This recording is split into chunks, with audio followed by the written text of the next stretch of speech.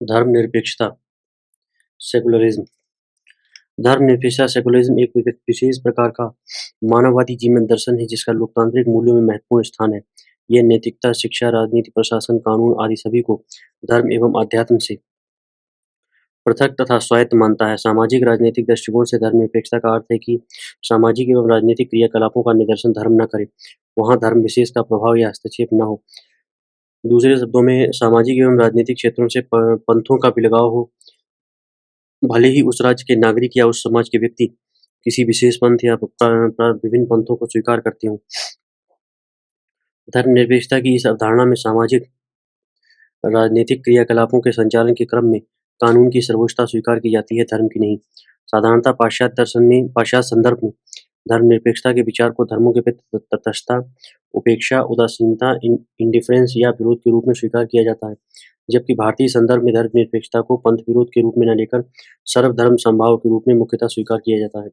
धर्मनिरपेक्ष राज्य का उल्टा थियोक्रेटिक या धर्मतंत्रात्मक राज्य होता है। यह राज्य एक धर्म विशेष से संबद्ध होता है और इसके कायदे कानून धार्मिक पुस्तकों या धर्माचार्यों के आधारों पर निर्मित होते हैं। धर्मनिरपेक्षता के वास्तविक अर्थ, संदर्भ एवं उद्देश्य को सम्यक रूपेण जानने के लिए उसके उद्भव की पृष्ठभूमि को जानना आवश्यक है। उल्लेखनीय है कि पाश्चात्य एवं भारतीय संदर्भ में इस अवधारणा की उत्पत्ति के पीछे परिस्थितियां अलग-अलग रही हैं। परिणामस्वरूप इसके अर्थ, स्वरूप एवं उद्देश्य को लेकर भिन्नता दिखाई देने लगती है, यद्यपि कि कुछ मूल तत्व दोनों में समान है। पाश्चात्य संदर्भ में उद्भव की पृष्ठभूमि। धर्मनिरपेक्षता की अवधारणा एक सामाजिक राजनीतिक आदर्श के रूप में 19वीं सदी में उद्भावित हुई, परंतु इसकी पृष्ठभूमि 15वीं से 16वीं सदी में ही बननी शुरू हो गई थी, जिसे पुनर्जागरण एवं धर्म सुधार आंदोलनों में देखा जा सकता है। तब विज्ञान, तर्क, मानववाद और अलौकिकतावाद का उदय हो रहा था। मध्य युग मेडिवल एज में यूरोप की राज व्यवस्था संगठित ईसाई धर्म के एकल प्रभुत्व के अधीन थी। राजनीतिक सत्ता की वैधता धार्मिक समर्थन पर आधारित थी। सत्ता और समाज दोनों पर धर्म का आधिपत्य था। धार्मिक आदेश सामाजिक राजनीतिक जीवन में सर्वोपरि माने जाते थे। ये धार्मिक आदेश एवं नियम अंधविश्वास, पूर्वाग्रह एवं मूढ़वादिताओं से ग्रसित थे। यही कारण था कि मध्य युग को प्रायः अंधकार युग, डार्क एज कहा जाता है। परंतु पुनर्जागरण एवं धर्म सुधार आंदोलनों के साथ साथ नई वैज्ञानिक विधियों के उभार, खोज एवं विस्तार ने प्रचलित धार्मिक अंधविश्वासों, धार्मिक मान्यताओं एवं नियमों को निराकृत किया, खंडित किया। आस्था, भक्ति एवं श्रद्धा के स्थान पर मानवीय अनुभव तथा बुद्धि की महत्ता को स्थापित किया जाने लगा। उत्तरोत्तर वैज्ञानिक प्रगति से स्वतंत्र चिंतन को बल मिला। लोगों ने अनुभव किया कि नैतिक जीवन जीने के लिए आवश्यक नहीं है कि पारलौकिक सत्ता में विश्वास किया जाए। आध्यात्मिक मूल्यों के स्थान पर मानवीय मूल्यों को प्रतिष्ठा मिलने लगी। ऐसी स्थिति में एकल ईसाई धर्म के अवैध प्रभुत्व से सामाजिक, सांस्कृतिक, आर्थिक, राजनीतिक एवं साहित्यिक जीवन को स्वतंत्र कराने हेतु यूरोप में प्रतिक्रिया हुई। राज्य एवं चर्च के मध्य संघर्ष हुआ और इस क्रम में राज्य के क्रियाकलापों को धर्म से पृथक माना गया तथा धर्म के प्रभुत्व को अस्वीकार किया गया, उसे केवल धर्म के क्षेत्र में सीमित किया गया। इन्हीं सुधारों एवं नवीन विचारों के आलोक में यूरोप में राज्य का जो स्वरूप उभरा उसे धर्मनिरपेक्ष राज्य कहा गया। इसके अनुसार धर्मनिरपेक्षता का अर्थ है: नंबर 1, राज्य सत्ता पर धर्म के प्रभाव से मुक्ति। नंबर 2, राजनीतिक क्षेत्र से धर्म का बहिष्करण। यही कारण है कि यूरोप में धर्मनिरपेक्षता प्रधानतः एक राजनीतिक अवधारणा है। जेम्स मिल, बेंथम, लेविस आदि उपयोगितावादियों ने धर्मनिरपेक्षतावाद के प्रचार में अपनी महत्वपूर्ण भूमिका निभाई। पुनर्जागरण काल से लेकर 18वीं शताब्दी तक लगभग 400 वर्षों में यूरोप में जिस नवीन बौद्धिक दृष्टिकोण का विकास हुआ उसी ने सर्वप्रथम 19वीं शताब्दी में धर्मनिरपेक्षतावाद को जन्म दिया। ऐसी परिस्थिति में 19वीं सदी में इंग्लैंड के निरीश्वरवादी विचारक जॉर्ज जैकब होलियोक 1817 से 1906 में सबसे पहले 1851 में धर्मनिरपेक्षता सेकुलरिज्म शब्द को गढ़ा। अंग्रेजी का सेकुलर शब्द लैटिन के सेकुलम शब्द से बना हुआ है, जिसका शाब्दिक अर्थ है यह वर्तमान युग। इस संदर्भ में ईश्वर एवं अन्य अलौकिक सत्ताओं का निषेध है, नैतिकता का नहीं। धर्मनिरपेक्षता के दार्शनिक निहितार्थ, फिलोसॉफिकल डायमेंशन ऑफ सेकुलरिज्म।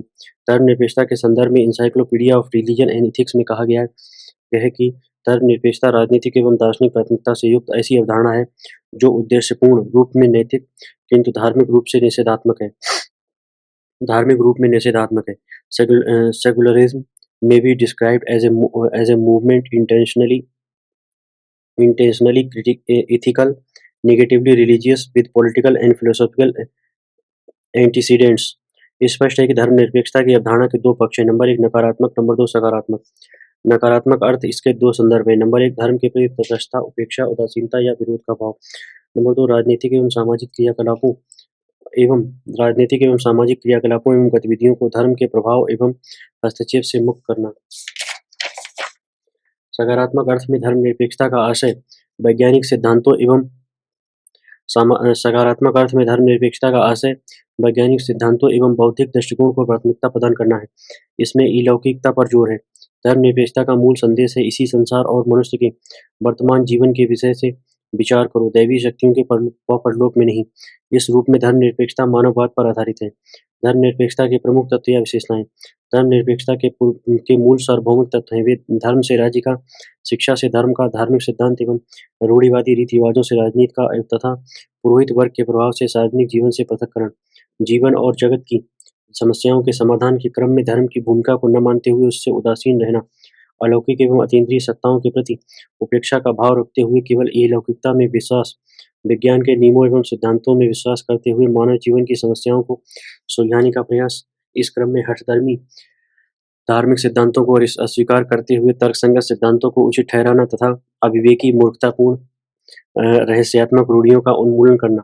किसी नागरिक को किसी धर्म के कारण कोई विशेष कर, टैक्स या जुर्माना नहीं देना होगा।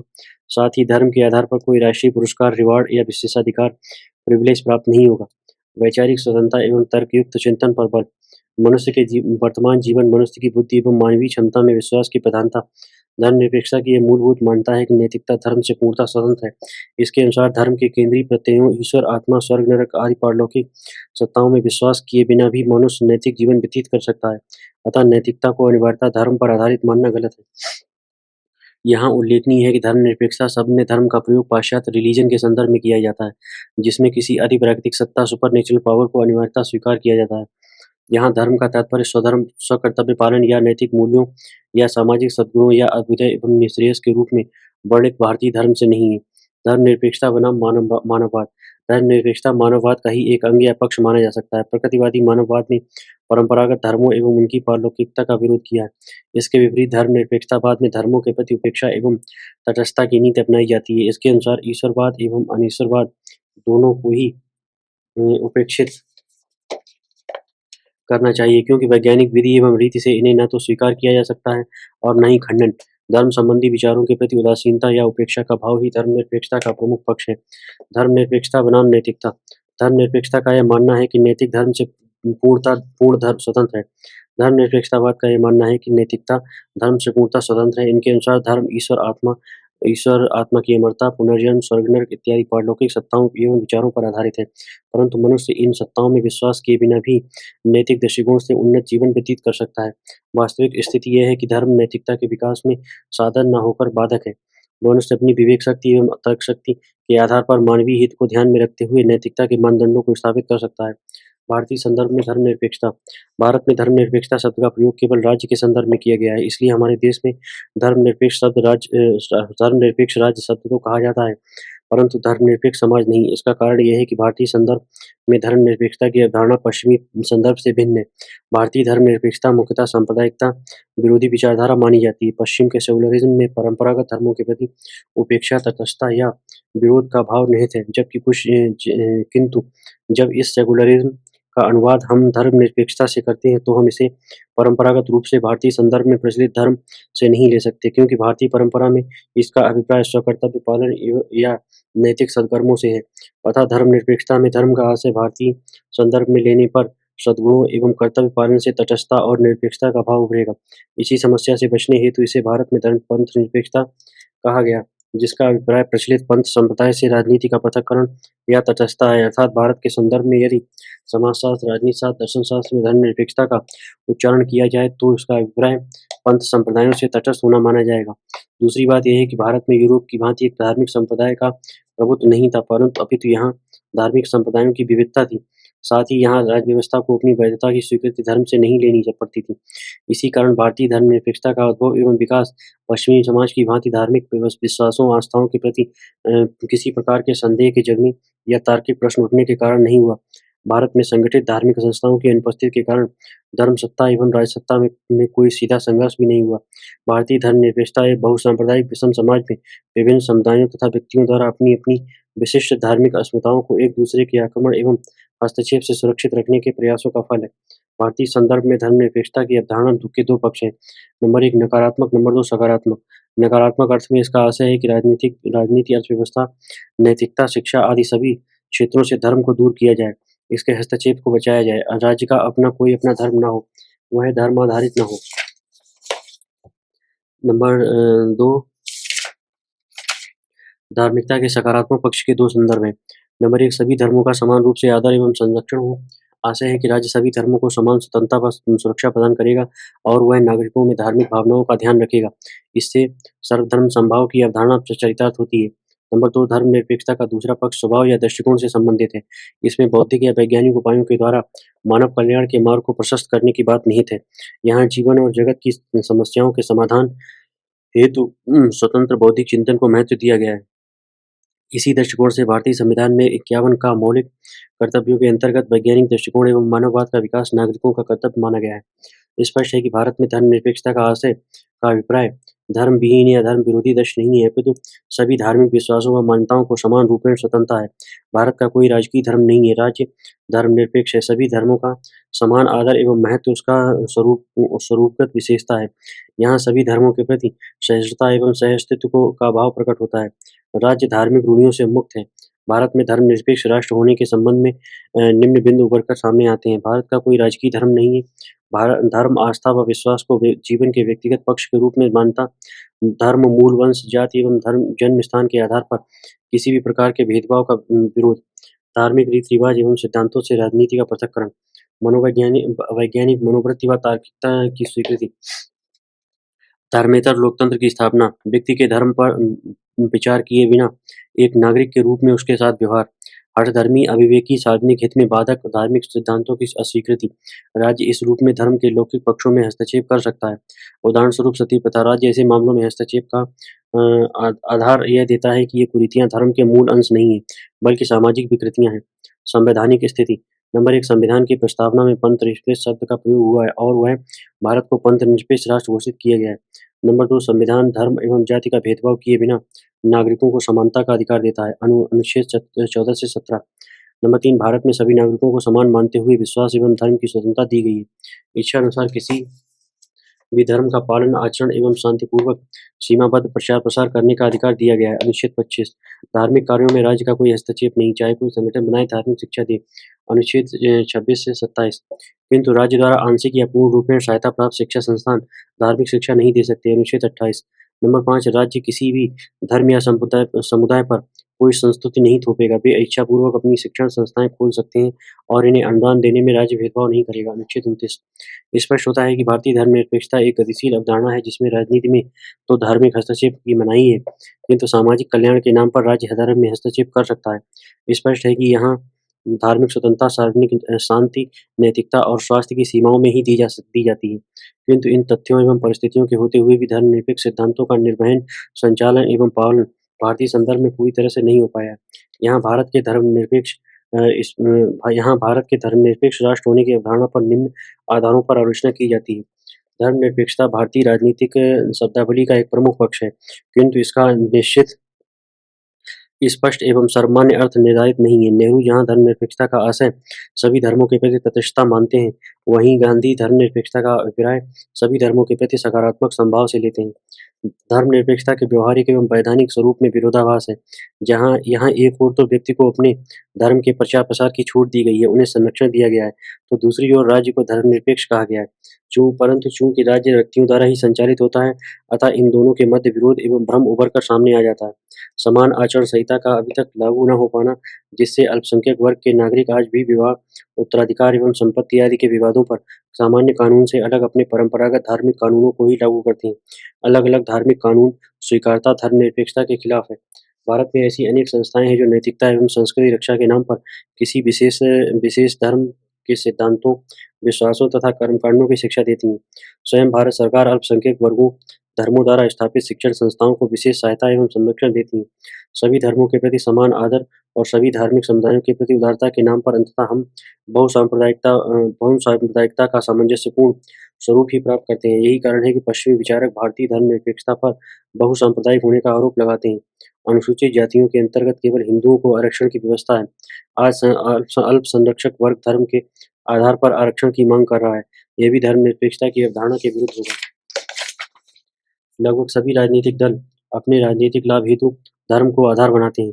वे चुनाव में प्रत्याशियों के चयन से लेकर मंत्रिमंडल के गठन तक इसका ध्यान रखते हैं। प्रमुख पदाधिकारियों द्वारा शपथ लेते समय अपने धर्म विशेष के ग्रंथ या विश्वास का प्रयोग करना, धार्मिक आधार पर राष्ट्रीय अवकाश की घोषणा। उपरोक्त संदर्भ में भारत पूर्णतः धर्मनिरपेक्ष राज्य के रूप में स्थापित हुआ नहीं दिखता। फिर भी अंतिम रूप में भारत निम्न बिंदुओं में धर्मनिरपेक्ष है। नंबर 1, राज्य के शासन का आधार धर्म नहीं है। नंबर 2, किसी विशेष धर्म को राजनीतिक धर्म नहीं। नंबर 3, धर्म को ध्यान रखे बिना नागरिक के रूप में व्यवहार। भारत के धर्मनिरपेक्ष राष्ट्र के स्वरूप को यदि हम समझना चाहें तो राष्ट्र के स्तर पर धर्मनिरपेक्षता स्वीकार है एवं समाज व व्यक्तिगत जनमानस के बीच सर्वधर्म समभाव रूपी धार्मिक सहिष्णुता को अपनाने की अपेक्षा की जाती है। उपरोक्त विवरण से स्पष्ट है कि भारत में एक विशेष ढंग की धर्मनिरपेक्षता अपनाई गई है जो आज़ादी के समय की तत्कालीन परिस्थितियों के अनुरूप एवं भारत जैसे बहुजातीय, बहुधार्मिक एवं बहुभाषी समाज के अनुरूप दिखती है। विभिन्न जाति, धर्म, संप्रदाय और भाषा समुदाय के से संबद्ध निष्ठा से युक्त सामाजिक ढांचे और एक लोकतांत्रिक राज्य की कानूनी प्रक्रिया और अनुशासन की सर्वोच्चता स्थापित करने हेतु धर्मनिरपेक्षता के एक वैसे स्वरूप की आवश्यकता थी जो सभी के अनुरूप हो। ऐसी दिशा में हमने अपनी प्राचीन धार्मिक सहिष्णुता को पुष्ट करते हुए सर्वधर्म समभाव के आदर्श से उत्पन्न धर्मनिरपेक्षता की अवधारणा को अपनाया। धर्मनिरपेक्षता को मजबूत बनाने हेतु क्या किया जाना चाहिए? समाज में तार्किक एवं वैज्ञानिक मनोवृत्ति की स्वीकृति एवं विकास हो, समुचित एवं सौहार्दपूर्ण वातावरण पैदा कर समान नागरिक संहिता लागू करना, शिक्षण संस्थाओं में धार्मिक समुदाय के प्रभुत्व से मुक्ति, इस क्रम में किसी भी वर्ग के संस्थान की सरकारी संरक्षण न दिया जाए, मानवता रूपी धर्म को प्रोत्साहन दिया जाए, परंपरागत धर्मों के पारलौकिक पक्ष को कम करके मानववादी पक्ष को बढ़ावा दिया जाए, शिक्षण संस्थाओं में धर्म दर्शन की पढ़ाई अनिवार्य कर दी जाए ताकि लोगों को अपने धर्म के नकारात्मक पक्ष के साथ-साथ दूसरे धर्मों के सकारात्मक पक्ष की जानकारी हो जाए। धर्म प्रचार की स्वतंत्रता खत्म की जाए। व्यक्ति द्वारा स्वतंत्रता पूर्वक किसी भी धार्मिक विश्वास का पालन करना ही पर्याप्त धार्मिक अधिकार व्यक्ति द्वारा स्वतंत्रता पूर्वक किसी भी धार्मिक विश्वास का पालन करना ही पर्याप्त धार्मिक अधिकार समझा जाए। सामाजिक जीवन में सांप्रदायिक रंग देने वाले व्यक्ति को कठोर दंड दिया जाए। चुनाव के समय धर्म विशेष से लाभ पर रोक। सांप्रदायिकता धर्म में निष्ठा एवं धार्मिक व्यवस्था का अनुपालन सांप्रदायिकता नहीं है। वस्तुतः यह एक राजनीति अभिमुख अवधारणा है जो केवल धार्मिक समुदाय को स्वीकार करती है। यह धार्मिकता या धर्म की राजनीतिक इच्छापूर्ति में रूपांतरित स्थिति है। धर्म के मूलभूत नैतिक मूल्यों, मान्यताओं एवं विश्वासों को समसामयिक राजनीति सुविधाओं की आवश्यकताओं के अनुसार तोड़-मरोड़ कर विकृत रूप में पेश करना ही सांप्रदायिकता है। इसमें एक धार्मिक समुदाय का अन्य धार्मिक समुदाय से विद्वेष, प्रतिस्पर्धा और दुश्मनी पैदा की जाती है ताकि वह अन्य समुदायों को अपने शत्रु के रूप में समझने लगे। स्पष्ट है कि जहाँ धर्मनिरपेक्षता राजनीति से धर्म को पृथक करने को इंगित करती है, वहीं सांप्रदायिकता राजनीतिक हितपूर्ति के संदर्भ में धर्माधारित होकर आगे बढ़ती है। यह सामाजिक सांस्कृतिक सह-अस्तित्व के मानक के रूप में स्थापित धर्मनिरपेक्षता के स्वरूप का विरोध करती है। धर्मनिरपेक्षता की चुनौतियाँ आधुनिक भारत में धर्मनिरपेक्षता और बहुलवादी सहिष्णुता के सामने उपस्थित चुनौतियों पर विचार करते हुए हम 3 प्रवृत्तियों को पहचान सकते हैं। नंबर 1, सांप्रदायिक फासीवाद। नंबर 2, संकीर्ण राष्ट्रवाद। नंबर 3, राजनीतिक हित पूर्ति हेतु धर्म का प्रयोग। नंबर 1, सांप्रदायिक फासीवाद के कुछ विशेष लक्षण इस प्रकार हैं। नंबर 1, संकीर्ण लक्ष्य प्राप्ति हेतु हिंसा तथा धमकी का प्रयोग। नंबर 2, किसी समुदाय विशेष को अपना शिकार बनाना। नंबर 3, उन्मादी धार्मिक भावनाओं से सराबोर। नंबर 4, धार्मिक आधारों एवं शर्तों के आधार पर जन लामबंदी। नंबर 5, धार्मिक भावनाओं को उभार कर दबावपूर्वक अपने हितों की पूर्ति का प्रयास। नंबर 6, सह-अस्तित्व एवं सहजीवन की अवधारणा के विपरीत प्रयास। नंबर 2, संकीर्ण राष्ट्रवाद के कुछ विशेष लक्षण इस प्रकार हैं। नंबर 1, किसी विशेष समुदाय द्वारा राष्ट्र या राष्ट्रवाद को अपनी विशिष्ट मान्यताओं के आधार पर निर्धारित करना तथा स्वयं को सच्चा राष्ट्रवादी कहना। नंबर 2, राष्ट्रीय इतिहास को अपनी विशिष्ट मान्यताओं के आधार पर पुनर्निर्माण करना। नंबर 3, अन्य समुदाय के लोगों की राष्ट्रभक्ति पर संदेह तथा उन्हें अपनी मान्यताओं के दायरे से बाहर लाने का प्रयास। नंबर 3, भारत में धर्मनिरपेक्षता की अवधारणा को आज एक बड़ा खतरा उन सांप्रदायिक तत्वों से है जो धर्म एवं शिक्षा का राजनीति के लिए प्रयोग करते हैं। आज देश के सम्मुख उठती सांप्रदायिक चुनौतियों के परिप्रेक्ष्य में धर्मनिरपेक्षता के इस भारतीय रूप के आदर्शों का अनुपालन सुनिश्चित करना हमारा भविष्य का लक्ष्य हो सकता है। सेकुलरिज्म को मजबूत करके ही हम सांप्रदायिकता से बच सकते हैं। इसके लिए निम्न प्रयास जरूरी होंगे। मानवता रूपी धर्म का पालन करते हुए सर्वधर्म समभाव के दृष्टिकोण को विकसित किया जाए। धर्म ही सत्य है, की जगह सत्य ही धर्म है को अपनाया जाए। समान नागरिक कानूनों का पालन हो, इससे सबकी वास्तविक समानता सुनिश्चित होगी। शिक्षण संस्थाओं को सांप्रदायिक प्रभावों से मुक्त रखने हेतु उन पर सरकार एवं समाज का नियंत्रण हो एवं प्रबंध तंत्र ऐसा हो जो सांप्रदायिक न हो। धार्मिक प्रचार के अधिकार को समाप्त किया जाए। सिर्फ व्यक्ति द्वारा स्वतंत्रतापूर्वक धार्मिक विश्वासों का पालन करना ही पर्याप्त धार्मिक अधिकार हो। सामाजिक जीवन की सेकुलर समस्याओं को सांप्रदायिक रंग में प्रस्तुत करने वालों हेतु कड़े प्रतिबंध की व्यवस्था की जाए। चुनाव में सांप्रदायिक व जातीय आधार पर होने वाले प्रचार-प्रसार पर पूर्णतया प्रतिबंध लगे। नैतिक शिक्षा पर जोर दिया जाए। धर्मनिरपेक्षता रूपी सामाजिक आदर्श को यदि सामाजिक स्तर पर व्यावहारिक अभिव्यक्ति देना है, तो उपरोक्त शर्तों का पालन सुनिश्चित करना ज़रूरी होगा। धन्यवाद।